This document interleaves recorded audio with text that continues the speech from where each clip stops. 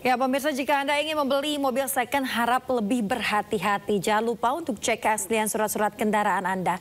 Di Jakarta pemirsa, belasan unit mobil rental dugaan penggelapan disita polisi. Dalam aksinya para pelaku menyewa kendaraan dari berbagai rental mobil lalu menggadaikan atau menjualnya kepada orang lain.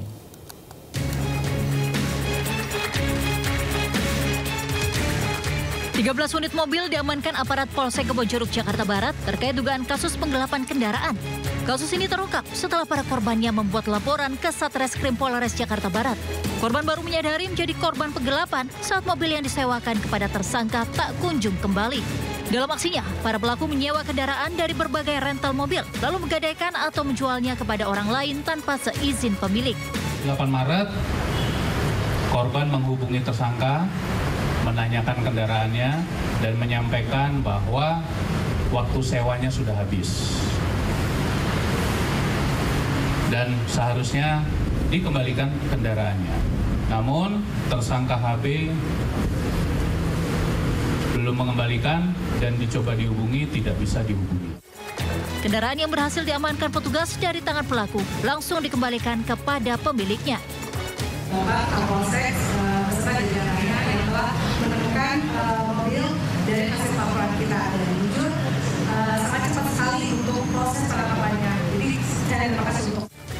Kelima tersangka dijerat pasal tentang penggelapan dengan ancaman hukuman 4 tahun penjara. Dari Jakarta, Miftahul Ghani, iNews melaporkan. Pemirsa, kita ke informasi berikutnya. Puncak peringatan Hari Buruh di Jakarta yang dipusatkan di lapangan Monas, Jakarta Pusat. Pasukan keamanan bahkan unsur buruh mengikuti apel yang digelar pada pagi ini.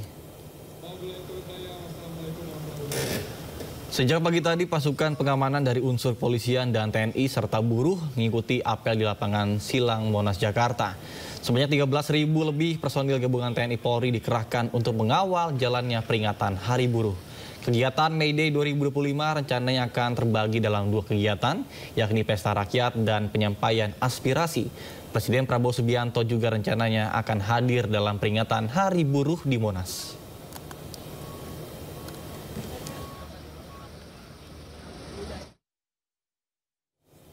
Wakil Menteri Ketenagakerjaan RI Immanuel Ebenezer menyebut Presiden Prabowo Subianto akan hadir dalam peringatan Hari Buruh. Pemerintah berjanji akan mengakomodir hak-hak buruh. Kolaborasi dengan kawan-kawan serikat pekerja dan buruh ya, apalagi besok akan dihadiri oleh Presiden Pak Prabowo Subianto dan beberapa pembantunya. Karena ini kan momen sejarah seorang pemimpin negara selama 60 tahun baru ini pemimpin negara, Presiden hadir bersama kawan-kawan buruh. Yang pasti kita akan melakukan kajian lah ya, tuntutan-tuntutan itu. Selama itu bisa kita akomodir, kita akan akomodir. Kalaupun tidak bisa, kita akan diskusikan. Karena kita tidak mau kawan-kawan buruh hak-haknya, kan itu menjadi hak dia kan. Hak-haknya malah diabaikan gitu. Tapi tetap kita akan melakukan kajian-kajian agar tuntutan ini bisa menjadi win-win solution ya, karena ini kan antara industri dan kawan-kawan buruh misalnya, ya kita harus bisa tetap menjadi jembatan komunikasi yang baik lah. Apapun itu menjadi tuntutannya, kita tetap melakukan pendekatan-pendekatan, tapi kan basisnya harus kajian ya, harus ada basis akademiknya, tidak juga kita atas dasar tuntutan, demonstrasi dan sebagainya. Karena kita tidak mau membangun iklim usaha kita, legislasi kita basis tekanan, kita tidak mau. Harus didasarkan oleh sebuah rasionalitas, logika, itu ada kajian-kajiannya, kajian akademiknya, agar ya ini kan eranya transparan. Ayo kita buka, kita duduk bersama, kita kaji, ayo kita rumuskan bersama. Artinya pemerintah itu tidak tertutup dengan tuntutan apapun lah.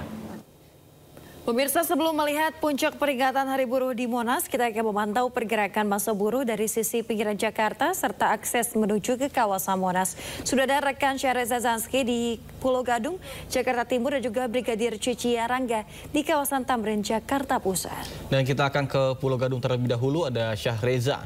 Baik Syahreza, apakah buruh sudah mulai bergerak menuju ke lokasi?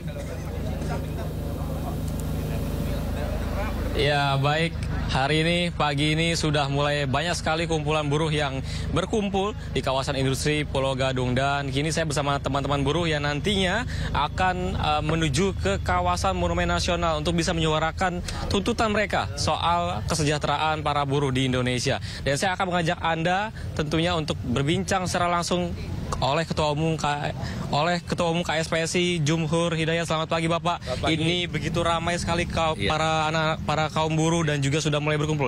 Kira-kira apa saja tuntutan ataupun poin penting yang akan disuarakan nanti di Monas? Yang pasti berbahagia karena negara, pemerintah dan DPR membuka diri untuk menyempurnakan Undang-Undang Cipta Kerja. Di mana sebelumnya banyak pembonsaian terhadap kesejahteraan buruh. Itu pertama, dan tentunya kita dalam peringatan 1 Mei ini adalah bagian dari perjuangan untuk mengawal itu. Kemudian kita juga ada beberapa agenda lain di dalamnya, ya termasuk tentunya di dalam Cipta Kerja itu ada outsourcing, masalah pesangon, kemudian masalah tenaga kerja asing yang terlalu mudah masuk ke Indonesia, yang mengambil alih tenaga kerja kita. Dan juga yang utama kita mendorong supaya ekosistem industri kita itu baik, karena tidak mungkin buruh juga bisa sejahtera kalau industri kita mandek begitu. Nah, salah satu diantaranya memerangi impor-impor ilegal yang sekarang begitu marak ya, dari udah lama, bukan sekarang tapi dari dulu. Sekarang justru pemerintah akan bekerja keras untuk memastikan impor ilegal itu dihentikan, termasuk kemudahan-kemudahan impor yang sebetulnya barang-barang itu bisa kita produksi sendiri. Jadi sebetulnya kalau itu saja dilakukan, maka industri kita akan berkembang dan alhamdulillah nanti ujungnya adalah kesejahteraan bagi para buruh itu sendiri. Kira-kira seperti itu. Ini spesial karena Hari Buruh nanti akan dihadirkan langsung oleh Presiden Republik Indonesia Prabowo Subianto. Tanggapannya dan Bapak melihat ini sebagai gimana kegiatan? Ya, kita memang agak ada banyak pertanyaan tentang kenapa kok kaum buruh sekarang bisa bersama dengan Presiden. Dan ini bisa dikatakan setelah 60 tahun ya. 60 tahun sejak 1 Mei 1965 terakhir Bung Karno berpidato, dan sekarang Presiden akan berpidato pada Hari Buruh Internasional ini. Nah, ini saya perlu jelaskan bahwa kita bisa bersekutu dengan istana karena istana saat ini punya embrio dan niat baik untuk membebaskan orang-orang tertindas lah, orang-orang terpinggirkan. Dan itu bukan hanya niat, tapi sudah beberapa langkah dilakukan. Misalnya penetapan upah buruh yang begitu baik ya, dan tahun-tahun ke depan juga insya Allah lebih baik daripada itu. Dan kemudian juga kita melihat dibukanya perbaikan Undang-Undang Cipta Kerja. Dan yang terakhir usaha mendorong peningkatan daya beli masyarakat. Ini yang juga paling penting. Jadi bagaimana memperkaya petani dengan memastikan harga tidak boleh dimain-mainkan, harga gabah dan sebagainya. Kalau petani kaya raya, UMKM juga kaya raya begitu ya, maka otomatis itu akan membeli produk-produk hasil dari teman-teman di kaum buruh ini. Dan artinya ekosistem industri, ekonomi kita berjalan, dan itu akhirnya mensejahterakan kita sebagai bangsa. Kira-kira seperti itu. Jadi embrio itu sudah ada dan sudah dikerjakan, dan karena itu kita mengawal niat baik dari istana atau Presiden Prabowo Subianto untuk memastikan bangsa ini menjadi bangsa yang adil bagi semua, sejahtera bagi semuanya, seperti itu. Dan apabila tidak dikawal dan tidak terrealisasi harapan dari kaum buruh, apa tindakan yang akan dilanjutkan? Seperti yang tadi Abang bilang soal nanti sudah berpihak lah kepada istana dan juga ini. Bagaimana menanggapi ini nanti kalau misalkan tidak sesuai harapan? Ya, jadi saya rasa begini, kebijakan yang lahir dari istana kan tidak lepas daripada bagaimana kita memberikan masukan-masukan. Nah, istana sekarang itu membuka diri terhadap masukan-masukan dari kaum buruh khususnya, dan karena itu otomatis kebijakannya nanti ya dalam rangka mengakomodasi masukan-masukan itu. Jadi kita nggak boleh juga terlalu pesimis, bahkan beberapa hal sudah dilakukan. Apabila tidak ya nanti pasti tentunya teman-teman punya evaluasi sendiri. Dan saya rasa insya Allah kita tahu background dari Presiden. Presiden itu penting. Istana di sini yang paling utama Presiden ya. Karena Presiden itulah pembuat undang-undang. Karena itu kalau Presidennya sudah punya niat dan langkah-langkah yang sudah dilakukan juga pro kepada orang kecil, pro kepada rakyat banyak, maka insya Allah seluruh stakeholder yang ada di bawahnya itu harusnya mengikuti. Nah, kadang-kadang bisa jadi layer-layer atau lapisan-lapisan di bawah Presiden dan seterusnya lah begitu, itu boleh jadi dia berbeda dengan apa yang dipikirkan oleh kita semua dan juga oleh Presiden itu sendiri. Karena itulah kita perlu mengawal. Itu tugasnya kita bersatu bersama untuk mengawal itu. Oke, fokusnya adalah mengawal ya Pak, agar direalisasikan juga. Terima kasih Pak Jumridet. Ini konfirmasi lagi Pak, ini berangkat jam berapa nih Pak? Ya sekarang kita mau berangkat nih. Sekitar jam 8 sih kalau titik. Sekarang pas jam 8 kurang dikit lah ya. Ya kira-kira sudah itu. Sekitar dari sini sekitar 4.800 ya. Siap, 4.800-an kira-kira. Nanti ketemu di utara ada 7.000. Kemudian dari mana lagi? Honda ya. Depok. Pokoknya kira-kira kita hitung total tuh yang menuju ini hampir 20.000 lah nanti bersamaan menuju Monas kira-kira gitu. Monas. Pak, ini lewat rute mana nih Pak nanti Pak? Cempaka Putih. Ya dari Pulau Gadung, Cempaka Putih langsung ke Monas. Ya. Naik motor langsung. Saya akan memimpin konvoi ini.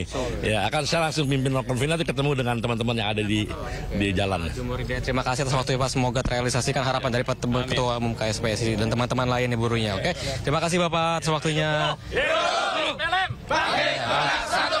Oke, baik. Itu juga tadi beberapa statement penting tentunya yang disuarakan oleh Ketua Umum KSPSI. Namun hingga saat ini memang sudah mulai berkumpul dan masa nantinya akan berangkat ke kawasan Monumen Nasional untuk bisa menyuarakan harapan mereka, tuntutan mereka di hadapan Presiden Republik Indonesia Prabowo Subianto. Kembali ke Anda. Baik, terima kasih rekan Syahreza. Sekarang kita akan bergeser ke kawasan Tamrin, Jakarta. Sudah ada Brigadir Cici di sana. Ya, selamat pagi Brigadir Cici. Ya, Brigadir Cici, apakah masa buruh sudah mulai nampak melewati kawasan Tamrin pada pagi hari ini? Ya, terima kasih Yasmin. Pemirsa, pagi hari ini bertepatan dengan May Day yang kita ketahui sebagai Hari Buruh. Untuk kondisi arus lalu lintas pagi hari ini di sekitaran kawasan Tamrin cukup dalam keadaan ramai dan lancar, dan untuk peserta buruh sendiri terpantau langsung di lapangan bahwa sudah berdatangan adanya beberapa bis pariwisata yang sudah mengantarkan massa masuk ke dalam halaman lapangan Monas sendiri. Dan untuk kondisi arus lalu lintas sendiri pagi hari ini masih terlihat cukup normal dari berbagai arahnya, di mana kendaraan-kendaraan yang melintas masih melaju dengan kecepatan normal. Dan juga perlu kami informasikan pemirsa bahwa berdasarkan informasi yang kami dapatkan dari Dirlantas Polda Metro Jaya, dimungkinkan akan terjadi kepadatan di beberapa ruas jalan, seperti contohnya untuk buruh ataupun peserta yang akan datang ke Monas dari arah Tangerang dan Banten akan menggunakan roda 4 ataupun bis akan menggunakan tol Kebun Jeruk, kemudian melewati underpass masuk Tomang Harmoni, kemudian akan menuju ke lapangan Banten hingga masuk ke Monas. Kemudian untuk kendaraan-kendaraan sepeda motor sendiri akan menggunakan jalur Dan Mogot, Grogol, Gajah juga Harmoni. Dan kemudian jalur ke arah Pasar Baru, lapangan Banteng, dan akhirnya akan masuk kembali ke arah Monas. Sedangkan untuk para peserta buruh dari arah Bekasi ataupun juga arah Jawa Barat yang nantinya akan menuju ke arah Monas akan melalui akses jalan mulai dari Jalan Tol Cawang, nantinya akan mengarah ke arah Cempaka Putih, kemudian juga langsung berbelok kiri ke arah Tugu Tani dan masuk melalui Monas dari arah depan ke Dubes AS. Dan untuk kendaraan sepeda motor akan menggunakan jalur Kalimalang hingga Cempaka Putih, nantinya akan diarahkan parkir di 2 titik. Yang pertama menggunakan area parkir JI Expo Kemayoran dan kemudian juga ruas Benyamin Sueb, dan untuk juga kantong parkir yang ada di parkiran Timur Senayan ataupun arah GBK. Sedangkan untuk kawasan Sudirman Tamrin juga akan diprediksikan terjadi kepadatan, namun terpantau langsung dari pantauan kami saat ini sudah adanya rekan-rekan dari Ditlantas Polda Metro Jaya beserta para instansi lainnya yang sudah standby untuk membantu keamanan serta kelancaran lalu lintas pada pagi hari ini. Oleh karena itu kami menghimbau kepada masyarakat Jakarta untuk bisa menghindari ruas-ruas jalan yang sudah kami sebutkan tadi, dan disampaikan seluruh masyarakat untuk bisa mengantisipasi aktivitas May Day, Hari Buruh, yang juga aktivitas masyarakat lainnya.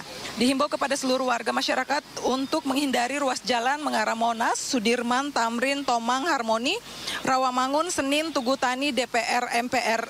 Dan penutupan lalu lintas tidak dilakukan, oleh karena itu diinformasikan bagi para pengendara untuk mengikuti setiap petunjuk dan kebijakan yang disampaikan oleh rekan-rekan kami yang bertugas di lapangan. Dan untuk pemirsa yang ingin mengupdate terus informasi seputaran arus lalu lintas, kami siap melayani Anda. Pemirsa dapat menghubungi call center kami di 1500669, juga melalui SMS Center di 9119. Demikian Yasmin yang dapat kami bagikan langsung dari sekitaran kawasan Tamrin, Jakarta Pusat, dan silakan kembali ke Anda di studio. Baik, terima kasih Brigadir Cici Arangga melaporkan langsung dari kawasan Tamrin, Jakarta Pusat, dan juga sebelumnya ada rekan Syahriza Zanski melaporkan langsung dari kawasan Pulau Gadung, Jakarta Timur. Selamat bertugas kembali.